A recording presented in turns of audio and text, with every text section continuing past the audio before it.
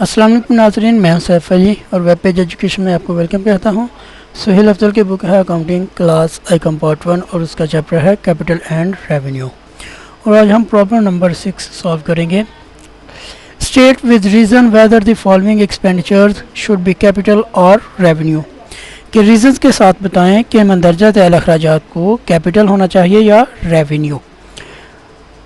पहली इंफॉर्मेशन है cost of plant and machinery. Machinery और प्लांट है उसकी cost. A heavy advertisement expenditure was made to introduce a new product. एक heavy advertisement की है एक नई प्रोडक्ट को इंट्रोड्यूस करवाने के लिए। Wages pay to the workers for manufacturing goods. चीज़ें बनाने के लिए वर्कर्स को वेजेस पे की हैं। Purchase of leasehold land, एक लीज के लिए लीज पे लैंड खरीदी है। Discount on issue of debentures, debentures के ऊपर डिस्काउंट दिया है। तो अभी हम इनके रीजंस बताएंगे। Cost of plant and machinery. Plant and machinery एक फिक्स्ड एसेट है और बिजनेस में कई सालों तक यूज़ होना है, इसलिए इसके ऊपर जो कॉस्ट आनी है वो कैपिटल एक्सपेंडिचर होगा। Plant and machinery is a fixed asset and increase the earning capacity of the business, so it is a capital expenditure। ये इसका हम रीज़न लिख देंगे। हैवी एडवर्टाइजमेंट, एडवर्टाइजमेंट की हैवी अमाउंट जो है वो एक्सपेंस हुआ है उस पर।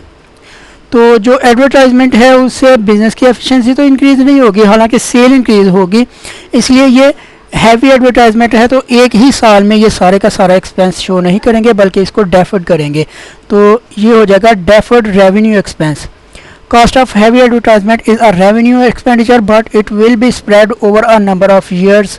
ये इसका हम रीज़न लिख देंगे। डेफर्ड का मतलब है हर साल इसको थोड़ा थोड़ा करके प्रॉफिट एंड लॉस में एज एन एक्सपेंस शो करेंगे। Wages pay to the workers for manufacturing goods, चीज़ें बनाने के लिए वेजेस पे कर रहे हैं, तो ये regular course of the business है, इसलिए ये रेवेन्यू एक्सपेंडिचर है। Wages pay to the workers for manufacturing is a regular course of the business, so it is a revenue expenditure. Second last है purchase of leasehold land. Leasehold land का मतलब है lease पे land खरीद रहे हैं, तो ये भी कई सालों तक बिजनेस में यूज़ होगी, तो इसलिए ये भी एक कैपिटल एक्सपेंडिचर है।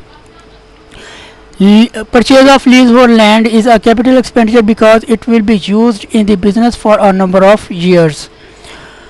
Last one है discount on issue of debentures. Debentures एक लॉन्ग टर्म डेट है बिजनेस के लिए, तो इसके ऊपर जो डिस्काउंट दिया जा रहा है वो डिस्काउंट वैसे एक्सपेंस होता है, तो ये लॉस है एक तरह से बिजनेस को, और लॉन्ग टर्म डेट को रेज करने पे ये लॉस हो रहा है, तो ये कैपिटल लॉस होगा।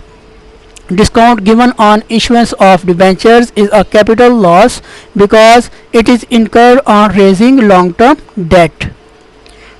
तो यहाँ पे हमारा सवाल कंप्लीट होता है। शुक्रिया नाज़रीन।